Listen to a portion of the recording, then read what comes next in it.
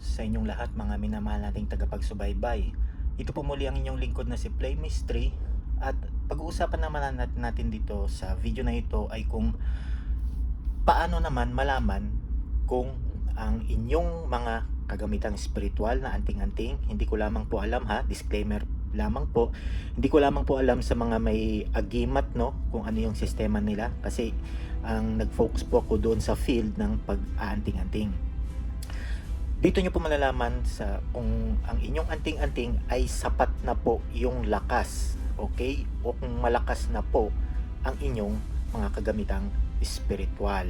So, sa previous video pa na ituro ko na yung tinesting ko yung bagong buhay ko na medalyon. So, hanggang ngayon ay pinapakain ko pa siya ng kasa. Kinakasahan ko pa siya para siya magkaroon ng bisa. Okay, buhay na siya. After ng mabuhay ko siya, pinapakain ko na ngayon siya ng kasa.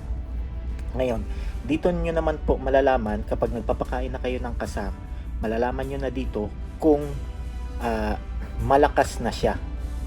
Okay? O malapit na siya sa panahon na isasalang mo na siya sa testingan. Okay, dito nyo lamang po ito. Maring makita nyo na ang mga pamamaraan na ito sa mga iba pang mga marurunong, no? Sa mga talagang may malalim yung kaalaman sa spiritual. Okay, so ito ibabahagi ko po sa inyo para naman malaman ninyo na ang inyong mga medalyon, stampita, panyo, sinturon, habak man yan o kung ano, dito nyo malalaman kung talagang malakas na siya. Okay, gaya nga ng pinakita ko dun sa mga sa previous videos pa na tinesting natin yung isang medalyon, yung bagong bagong medalyon ko na tinesting muna sa kanan, tinesting sa kaliwa. So panoorin niyo yun para meron kayong ideya, kasi hindi ko na ipapaliwanag pa dito kung paano yon. Okay, so ito mabilisang video lamang. So itetesting na lang natin siya sa kaliwa yung medalyon na ito. Itong medalyon na ito, so siguro hawak ko ito. Matagal ko na itong gamit, personal na gamit ko ito. Okay, kaya papakita ko sa video na ito kung paano naman malaman kung malakas na yung ang inyong mga kagamitang spiritual o anting-anting. Ngayon, sa mga previous video pa dun sa tinesting ko na Infinite Deus, yung may title na paano malaman kung buhay ang inyong mga anting-anting, no? Yung tinesting ko muna dito, tapos nilipat dito, tapos nilipat ko ulit dito. Pamamaraan yon para malaman kung buhay ang inyong mga anting-anting. Dito naman sa video na ito ay para naman malaman kung malakas na siya. Okay? Ngayon, magkaiba yung testingan ng medalyon, mga medalyon, yung mga anting-anting ninyo, magkaiba yung testingan para malaman na buhay siya, at magkaiba naman yung testingan para malaman kung siya ay malakas na. Okay? Magkaiba po yun. At dito nyo lamang po ito, maring makita nyo lamang po ito kay Play Mystery o sa mga maestro talaga na marurunong, yung malalim yung kaalaman sa spiritual. Okay, balik tayo doon sa sinasabi ko na titingnan nyo po ito. Ayan, tingnan nyo yung sa video na ito. Ito at ito. Ito at ito. Ito at ito. Yan. Okay, testing natin yan. Ngayon, para malaman na malakas na yung inyong medalyon, ay dapat itong tatlo na ito, okay, ito, at saka ito ay magkakapantay ang mga yan. Dapat pantayan sila kapag ginanon ninyo. Okay, dapat pantayan. O sa Bisaya pa yung sinangko, yung kinalang, parang ganyan. Dapat pantayan, at ito ay mahaba. Ngayon, magbabase tayo ngayon doon sa sukat. Napapansin nyo po ito yung pagitan ng itong pagitan ninyo, yan. Titingnan nyo po yung kalahati. Okay, mamarkahan po natin yan, yung kalahati niyan. Hindi ko na po ite-testing sa kanan, no? Kasi subok ko na po yan, eh. Alam po naman buhay yan. Tsaka malakas.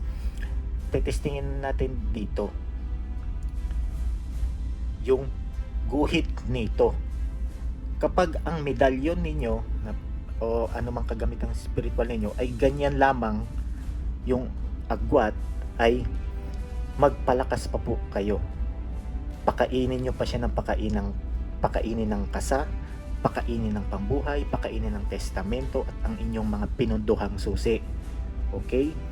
Yan. Pag ganyan po, o di kaya kahit ganyan lang, yan, may buhay na yan kahit papaano, pero hindi pa siya malakas. Ang habol natin, yung kalahati. So, yung kalahati nito, maring hanggang dito, no? Yan, dito. Yung kalahati niyan, dapat pantay siya dun sa kalahati or either lumampas siya doon sa kalahati. Dapat ganyan po. Okay? Yung lulalampas siya kahit papaano dun sa kalahati. O kalahati, malakas na yan yung kalahati. Pero yung lalampas niya parang ganyan, yan. Yan na po. Na malalaman ninyo na malakas yung inyong kagamitang spiritual o yung inyong anting-anting. Ngayon, mamarkahan natin yan. So, punasan ko muna, basa yung kamay ko.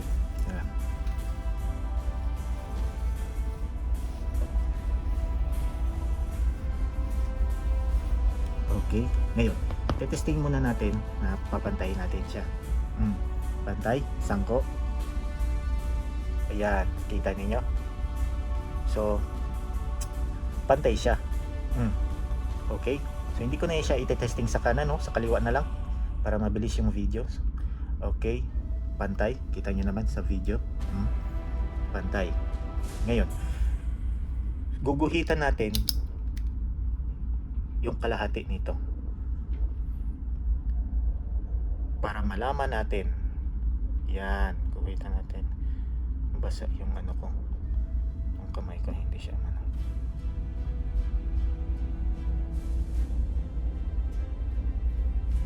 yan, sakto na siguro yan. Basa yung kamay ko, napunasan ko muna.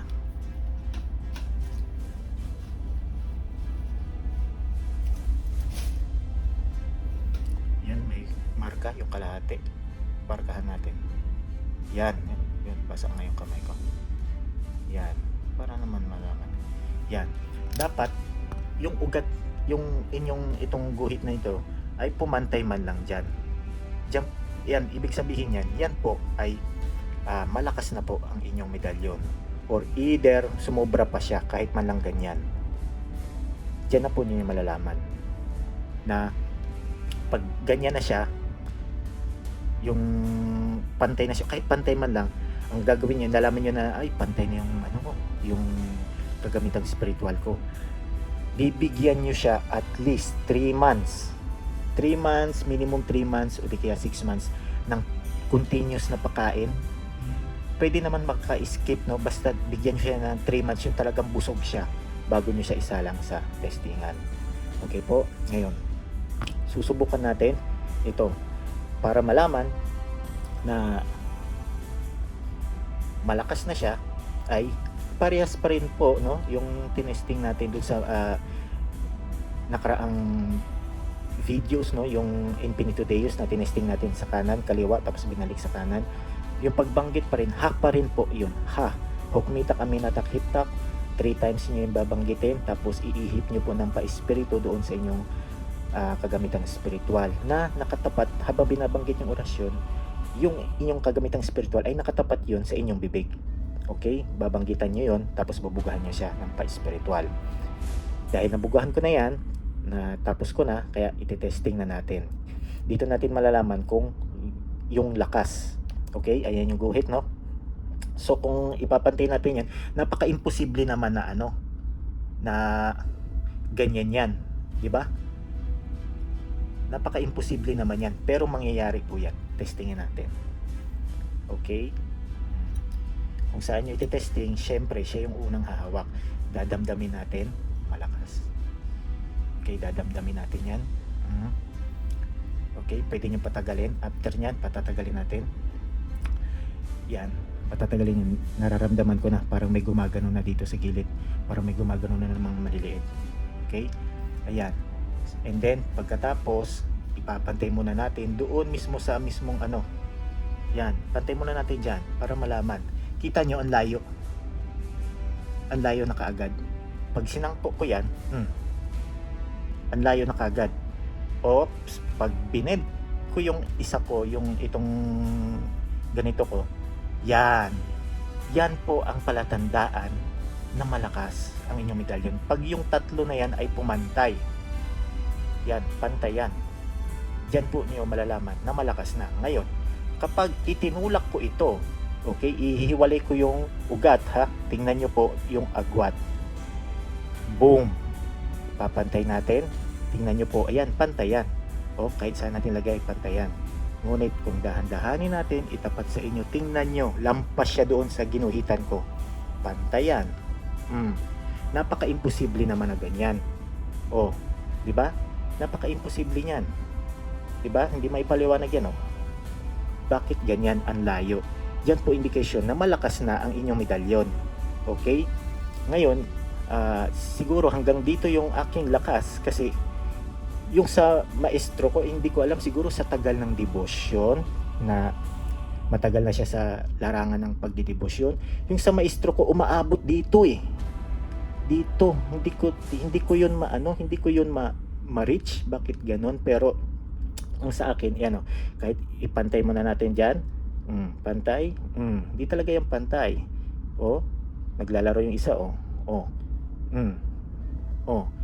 bend, pantay yung tatlo. Pag itinulak ko ito, malayo talaga.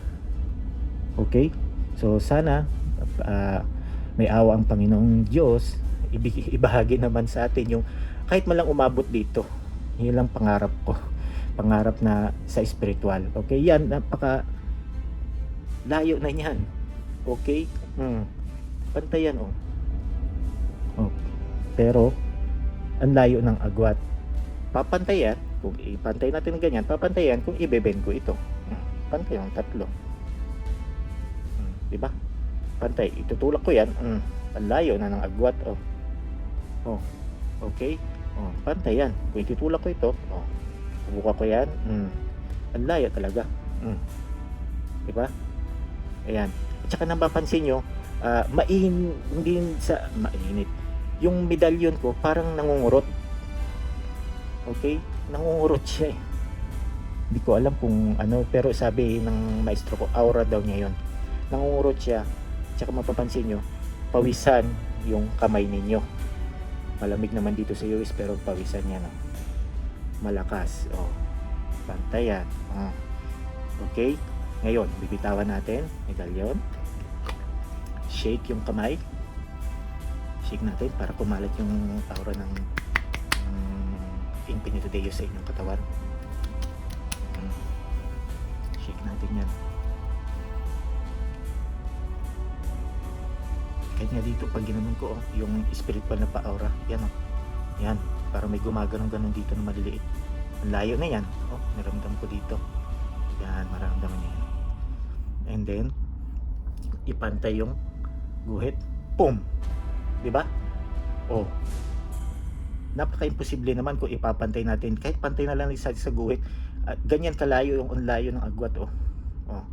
Diba? Pantay natin yan. Diba?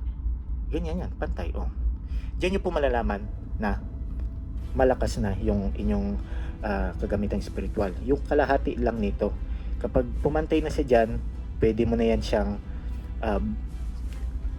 bugbugin ng pakain ng kasado. Okay?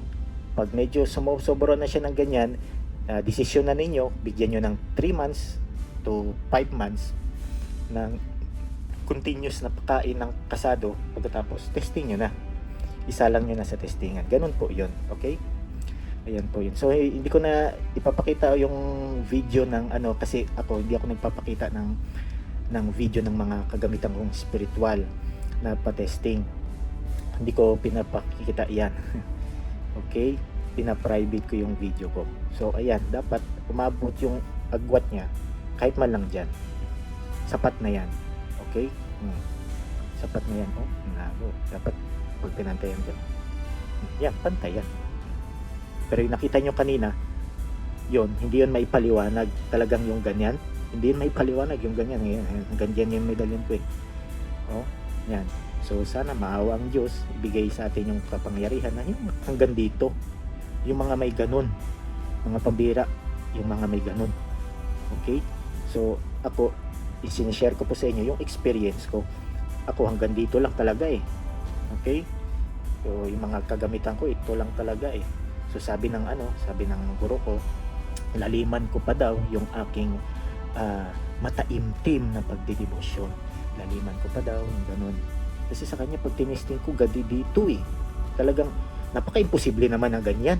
Pero ako mismo, so siguro pag may panahon na makabakasyon tayo sa Pilipinas, no, puntahan ko siya, ipakita ko sa inyo yung isang gamit yan spiritual na talagang dito. Talagang dyan, itong guhit na ito talagang nandyan. Doon ka palang magtataka. Dito pa nga lang sa akin, magtataka ka na ganyan eh, di ba? Pero yung kanya yung dito, yan, nakaganyan. Doon pa lang magtataka ka na. Oh, na hindi maipaliwanag na karanasan.